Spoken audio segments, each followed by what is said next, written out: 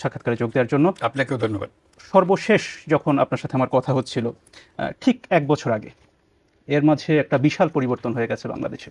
তখন একটা গ্রেপ্তার আতঙ্কে ছিলেন, আপনি বলছিলেন সেই গ্রেপ্তার আতঙ্কের কথা। সেখান থেকে আপনি এখন প্রধান উপদেষ্টা হয়েছেন, যার 6 মাস পার হয়ে গেছে। এই 6 মাসকে আপনি কিভাবে দেখেন? কতটা আপনি যা করতে চেয়েছিলেন প্রধান উপদেষ্টা হিসেবে, তাতে কতটা সফল হয়েছেন? প্রথমে একটা সংশোধনী বলি, যে আতঙ্ক, গ্রেপ্তার আতঙ্ক, আমার কাছে কোনো আতঙ্ক ছিল না। একটা সম্ভাবনা ছিল যে আমাকে নিয়ে যাবে। আমি টেকিং ইট ইজি, যে নিলে নেবে, আমার তো করার কিছু নাই, যেহেতু আইন কানুন নাই দেশে, কাজে তারা যা ইচ্ছা তাই করতে পারে। ওর মধ্যে দিয়ে জীবন চলছিল আমার।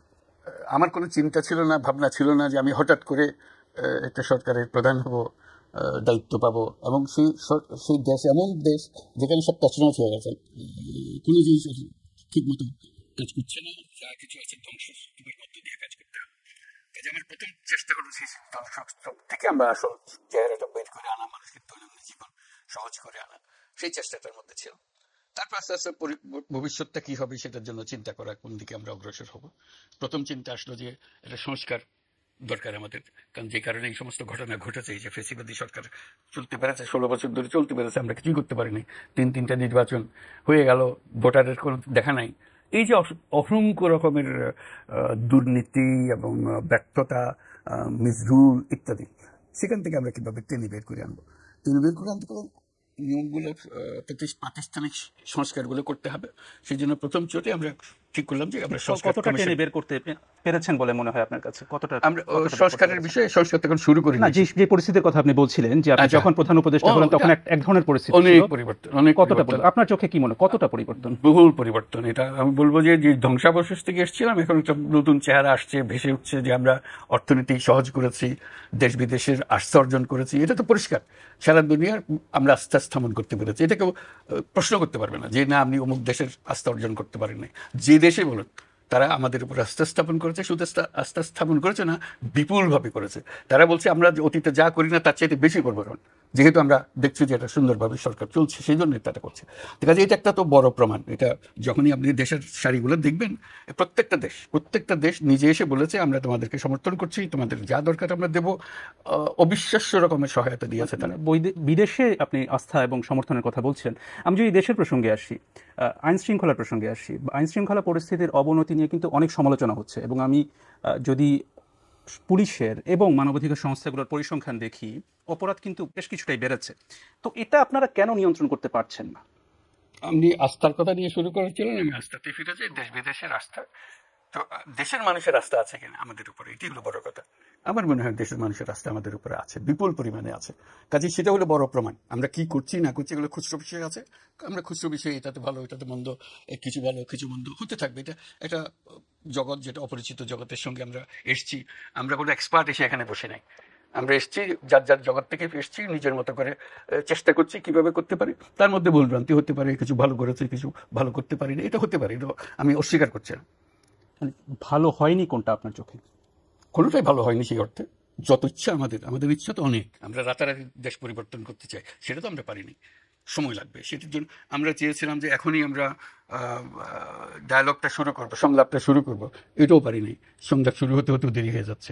এগুলো আর কি, যেহেতু সময় মতো আমরা করতে চেয়েছি, ওই সময় মতো পাইনি। আমরা অনেকগুলো সংস্কার কমিশন করেছি, আমাদেরকে 90 দিনের মধ্যে তাদের কমিশনের রিপোর্ট দেওয়ার কথা, তারা দিতে পারে নাই। আমি তাদেরকে অভিযোগ করছি না, কারণ বিশাল একটা কাজ, আর একটু সময় চেয়েছে, 1 মাস সময় চেয়েছে, আর 2 মাস সময় চেয়েছে, কাজ ওইটুকু একটু পিছিয়ে গেছে। এগুলো আর কি, এগুলো কাজ করতে গেলে যা হয়। সংস্কারের কথা বলছিলাম। আমি যদি আইন শৃঙ্খলার বিষয়ে ফিরে আসি, পরিস্থিতি যে অবনতিটা হয়েছে, অনেকে বলছেন যে তারা নানা রকম ভয়ে আছেন, আতঙ্কে আছেন, যেহেতু অপরাধ তারা দেখছেন যে বেড়েছে, রাস্তাঘাটে অপরাধ বেড়েছে। এটা আপনারা কেন নিয়ন্ত্রণ করতে পারছেন না? অবনতিটা কোন পয়েন্ট থেকে হয়েছে এটা বলতে হবে তো আমাকে। আপনি বলছেন অবনতি হয়েছে, কোন রেফারেন্স পয়েন্ট থেকে অবনতি হয়েছে, সেটা না দিলে তো আমরা বুঝতে পারবো না। আমি যদি সাম্প্রতিক পরিসংখ্যানের কথা বলি, যে গত বছর এই সময় থেকে অপরাধের পরিমাণ রাস্তাঘাটে, যেমন আমি তো হিসাব নিচ্ছি, কোনো অপরাধের পরিমাণ মোটেই বাড়েনি, আমি যদি আগের মতোই হয়েছে। আমি যদি একটা পরিসংখ্যান আপনাকে দিই, গত 6 মাসে বিচার হবে না, সমস্ত কিছু নিয়ে আসতে হবে। মানে গত 6 মাসে ডাকাতির সংখ্যা 50% বেড়েছে। এটা হচ্ছে পুলিশের পরিসংখ্যান অনুযায়ী, সেটা আমি বলছি। মানে হয়তো পরিসংখ্যান বিভিন্ন হতে পারে, কিন্তু এটা আছে এবং হচ্ছে, সেটা আমরা দেখতে পাচ্ছি। তো এটা নিয়ন্ত্রণের ক্ষেত্রে সমস্যাটা কোথায় করছি আমরা? সমস্যা আপনিও জানেন, আমিও জানি। প্রথম দিকে সমস্যা ছিল যে পুলিশ বাহিনী যাকে দিয়ে আমরা কাজ করাচ্ছিলাম, তারা ভয়ে রাস্তায় নামছিল না, কারণ 2 দিন আগে তারা এদেরকে গুলি করেছে। কাজে মানুষ দেখলেই সে ভয় পায়। কাজে তাকে ঠিক করতে করতে আমাদের কয়েক মাস চলে গেছে, এখন মোটামুটি ঠিক হয়ে গেছে, আবার নিয়ম শৃঙ্খলার দিকে আমরা রওনা হয়েছি, কাজ করতে থাকবো। আরেকটা বিষয় নিয়ে অনেক আলোচনা হয়েছে, সেটা হচ্ছে যেটাকে মব বা দলবদ্ধ বিশৃঙ্খলা বলা হয়, বলা হচ্ছে, এবং সম্প্রতি দেখা গেছে যে এই বিষয়টা যেমন গণপিটুনির একটা বিষয় দেখা গেছে। কিছুদিন আগের কথা যদি বলি, বেশ কিছু ধানমন্ডি 32 সহ বেশ সারা দেশে অনেক ভবনে ভাঙচুর হয়েছে, কিন্তু দেখা গেছে দীর্ঘ সময় ধরে চলেছে যেখানে কিনা সরকারের বা আইন শৃঙ্খলা বাহিনী তেমন ভূমিকা দেখা যায়নি। কেন তখন ঠিক ওভাবে ভূমিকা দেখা গেল না? আপনি পরে একটা বন্ধ করার জন্য আহ্বান জানিয়েছেন, কিন্তু আইন শৃঙ্খলা রক্ষাকারী বাহিনী কেন সেখানে তখন কার্যকর ভূমিকা পালন করেনি? সময় নিচ্ছে, তারা প্রস্তুত হয়নি, তাদের মানসিকতার থেকে এখনো মুক্ত হতে পারে নাই, এটা একটা জিনিস হতে পারে। আরেকটা হলো যে তারা আমরা তাদেরকে বলেছি যে কোনো পুলিশ স্টেশনে তারা যে কোনো রিপোর্ট করতে পারে, গিয়ে আইনের আশ্রয় নিতে পারে, এবং সেটাকে আমরা সহজ করেছি। এখন বলছি তোমরা ইন্টারনেটে দিয়ে দিতে পারো, এটা অনলাইন কেস করতে পারে, যাতে মামলা করতে গিয়ে যে হয়রানি হয়, বরাবরই বাংলাদেশের যে ঐতিহ্য, পুলিশ থানাতে গেলে যে সমস্ত হয়রানি হয় সেটা থেকে বাঁচার জন্য এখন অনলাইন করেন। সেই অনলাইনের ব্যবস্থা যা যা আমাদের মনে হয়েছে যে মানুষকে সহজ করা যাবে, তথ্য আদান প্রদানে সহজ করা যাবে এবং মামলা করে সহজ করা যাবে ইত্যাদি। মানে অনলাইনে তারা করতে পারছেন, যে সেটা আপনারা সহজ করেছেন, কিন্তু আসল কাজটা তো পুলিশকে করতে হবে। আপনি যেটা বলছেন পুলিশ সেই পর্যায়ে যেতে পারেনি, তারা নিজেরা আস্থা পাচ্ছে না বা তারা সেইভাবে সক্রিয় হচ্ছে না। মানে 7 মাস পরও, প্রায় 7 মাস হয়ে গেছে, এখনো তারা সেই আস্থার সংকটটাকে দূর করা এখনো সম্ভব হয়নি। আমরা চেষ্টা করছি, অনেক ইমপ্রুভ হয়েছে, কিন্তু সমাধান হয়নি। দায়িত্ব গ্রহণের প্রসঙ্গে একটু আসি। আপনি যখন দায়িত্ব গ্রহণ করেছিলেন তার আগে যে আলোচনা হয়েছে সেখানে 3টি পক্ষকে সক্রিয় দেখা গিয়েছিল। একটি হচ্ছে সেই গণ অভ্যুত্থানে নেতৃত্ব দেওয়া ছাত্ররা, রাজনৈতিক দলগুলো, এবং তৃতীয় হচ্ছে সেনাবাহিনী। এই 3 পক্ষে সবাই আপনাকে একটা সর্বাত্মক সহযোগিতা দেওয়ার কথা বলেছিলেন তখন। রাজনৈতিক দলগুলোর সাথে তখন আপনাদের অন্তর্বর্তী সরকারের যে সম্পর্কটা ছিল, এখনো কি সেটা আছে, নাকি এখন সেই অবস্থান নেই? আমার তো কোনো অবস্থানের পরিবর্তন হয়েছে বলে মনে হয় না। কেউ আমাকে অসমর্থন করছে এরকম তো কোনো খবর আমি পাইনি এখনো। সবাই সমর্থন করছে, সবাই চাচ্ছে যে সুন্দরভাবে দেশ চলুক, তাদের মধ্যে ঐক্য আছে, সবার মধ্যে ঐক্য আছে। রাজনৈতিক বক্তব্যের মধ্যে অনেক তফাৎ আছে, কিন্তু তার মানে এই নয় তার ঐক্যের মধ্যে ফাটল ধরেছে, এরকম কোনো ঘটনা ঘটেনি। বিএনপির যে ভারপ্রাপ্ত চেয়ারপারসন তারেক রহমান একটি বক্তব্যে বলেছেন যে অন্তর্বর্তী সরকারের নিরপেক্ষতা নিয়ে জনমনে সংশয় তৈরি হয়েছে। অনেক মনে সন্দেহ হয়েছে নিরপেক্ষতা। কেন, তাদের মনে কেন সন্দেহ তৈরি হয়নি? তো সে কথাই বলছে। আমরা যখন বসি কেউ তো বলে না যে আপনার সন্দেহ হচ্ছে, সে বলছে আমরা আপনাদের সঙ্গে আছি। মানে আপনাদের সামনে ভিন্ন কথা বলছে, কিন্তু বক্তব্যে ভিন্ন কথা বলছে, তাই কি বলছে কিনা সেটা আপনারা বুঝেন, কিন্তু আমাদের সঙ্গে যে সমস্ত আমাদের সম্পর্কের কোনো ঘাটতি হয় নাই। ছাত্রদের প্রসঙ্গে, ছাত্ররা একটা রাজনৈতিক দল এরই মধ্যে করে ফেলেছে, সে বিষয়ে কয়েকটি রাজনৈতিক দল, বিশেষ করে বিএনপির পক্ষ থেকে বলা হয়েছে যে একটা অভিযোগ করা হয়েছে সরকার এখানে তাদেরকে সহায়তা করছে। সরকার কি সহায়তা করছে তাদেরকে বা করেছে? সরকার কোনো সহায়তা করে না।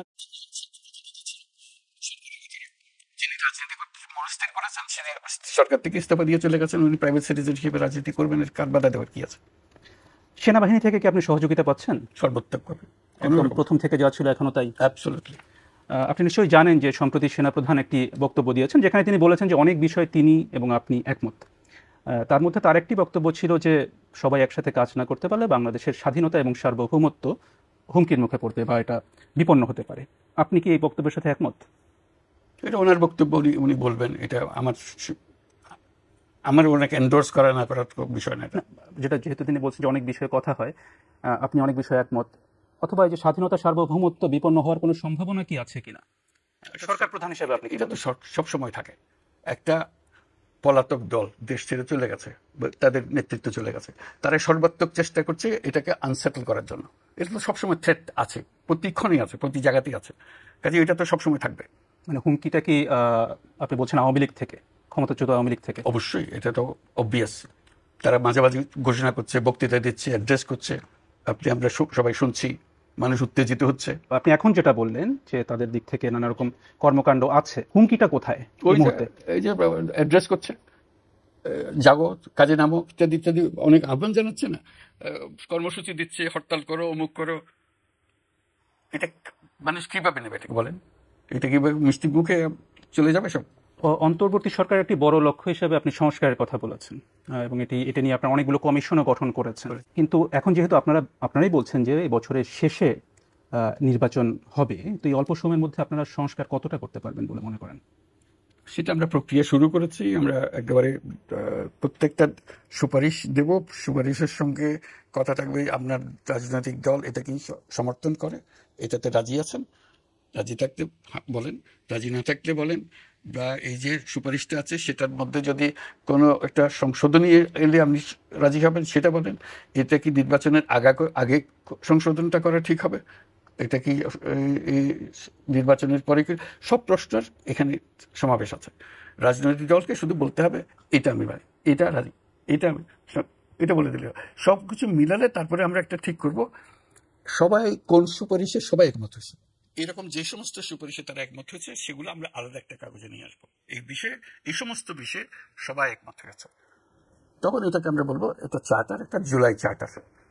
এবং সবাইকে আহ্বান জানাবো আপনারা সবাই যেহেতু একমত হয়েছেন সই করে দেন জুলাই চার্টার, এর মতে আমরা এখন চলবো।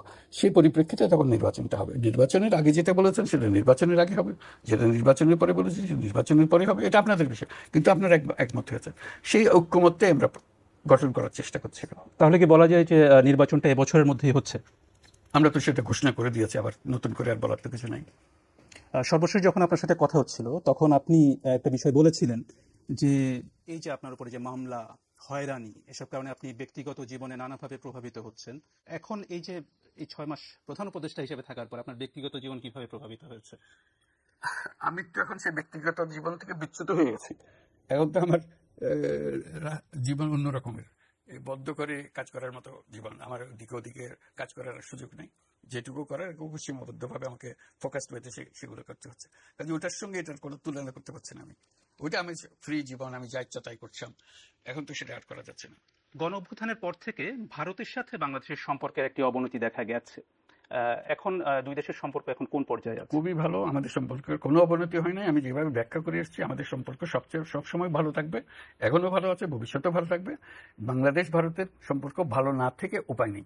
আমাদের সম্পর্ক এত ঘনিষ্ঠ, আমাদের পরস্পরের উপর নির্ভরশীলতা এত বেশি, এবং আমাদের ঐতিহাসিকভাবে, রাজনৈতিকভাবে, আমাদের অর্থনৈতিকভাবে আমাদের সম্পর্ক এত ক্লোজ সম্পর্ক, সেটার থেকে আমরা বিচ্যুত হতে পারবো না। তবে মাঝখানে কিছু কিছু দ্বন্দ্ব দেখা দিয়েছে, আমি হচ্ছে মেঘ দেখা দিয়েছে। এই মেঘগুলো মোটামুটি এসছে অপপ্রচার থেকে। অপপ্রচারের সূত্র কারা সেটা অন্যরা বিচার করবে, কিন্তু এই অপপ্রচারের ফলে আমাদের সঙ্গে একটা ভুল বোঝাবুঝি হয়ে গেছে। সেই ভুল বোঝাবুঝি থেকে আমরা উত্তরণ করার চেষ্টা করছি, কিন্তু আমার মূল সম্পর্কের মধ্যে কোনো তার সাথে আপনার সরাসরি ভারত সরকারের সাথে আপনার সরাসরি যোগাযোগ হচ্ছে? সবসময় যোগাযোগ হচ্ছে আমাদের। তারা এখানে আসছে, আমাদের লোকজন সেখানে যাচ্ছে। প্রাইম মিনিস্টার মোদির সঙ্গে আমার প্রথম ছুটেই কথাবার্তা হয়ে গেছে। ইলন মাস্কের সাথে সম্প্রতি আপনার একটা কথা হয়েছে এবং তাকে আপনি বাংলাদেশে আমন্ত্রণও জানিয়েছেন। এটা কি যুক্তরাষ্ট্রের নতুন প্রশাসনের সাথে একটা সম্পর্ক তৈরির চেষ্টা নাকি? মূলত ছিল স্টারলিংক নিয়ে একটা ব্যবসায়িক একটা সম্পর্কের বিষয় ছিল, সেই বিষয়ে আমরা আলাপ করছি যে স্টারলিংকের কানেকশনটা আমরা নিতে চাই। আওয়ামী লীগের রাজনীতি নিয়ে রাজনৈতিক দলগুলোর মধ্যে মতভেদ দেখা গেছে, বিভিন্নজন বিভিন্ন কথা বলছেন। এটা নিয়ে আপনার অবস্থানটা কি? ওই যে ঐক্যমত, আমরা বরাবরই ফিরে যাচ্ছি ঐক্যমতে, সবাই মিলে যা ঠিক করবো আমরা তাই করবো। মানে এই বিষয়ে আপনার সরাসরি কোনো অবস্থান নেই যে আওয়ামী লীগ কি নিষিদ্ধ হবে অথবা রাজনীতি করবে কিনা, নির্বাচনে অংশ নেবে কিনা? এটা আমি অত ডিটেলসে যাচ্ছি না। আমার বরাবরের পজিশন সেটা হলো যে আমরা সবাই এই দেশের নাগরিক, আমাদের এই দেশের উপরে সমান অধিকার, আমরা সব ভাই ভাই, আমাদেরকে এই দেশেই বাঁচতে হবে, এ দেশকেই বড় করতে হবে। কাজে যে মত দল করবে তো বটে, সব কিছু করবে, কারো কোনো এই দেশ থেকে কেড়ে নেওয়ার, তার অধিকার কেড়ে নেওয়ার কোনো উপায় নাই। কিন্তু যে অন্যায় করেছে, যার বিচার হওয়া উচিত তার বিচার হতে হবে, এটুকুই শুধু। বাংলাদেশের যে রাষ্ট্রীয় কাঠামো, তাতে সরকার প্রধানের সাথে রাষ্ট্রপতির একটা নিয়মিত যোগাযোগ থাকার কথা।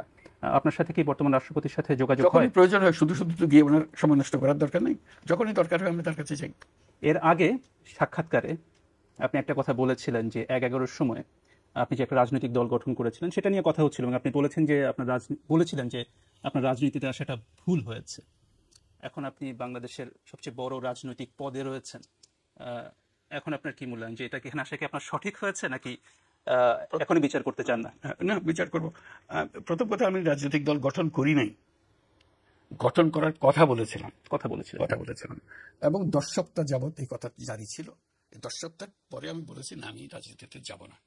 আমি এই কথা বলেছি, politics is not my cup of tea, এবং ওইখানে সমাপ্ত। এরপরে আর রাজনীতির কাছে আমার কেউ টানতে পারেনি। সবাই চেষ্টা করেছে দেশের নেতৃত্ব নেন, আপনি প্রধানমন্ত্রী হন, সবাই চেষ্টা করেছে, আমি কোথায় যাইনি। আমি বলছি এই চ্যাপ্টার শেষ, এই 10 সপ্তাহ দ্যাটস এনাফ।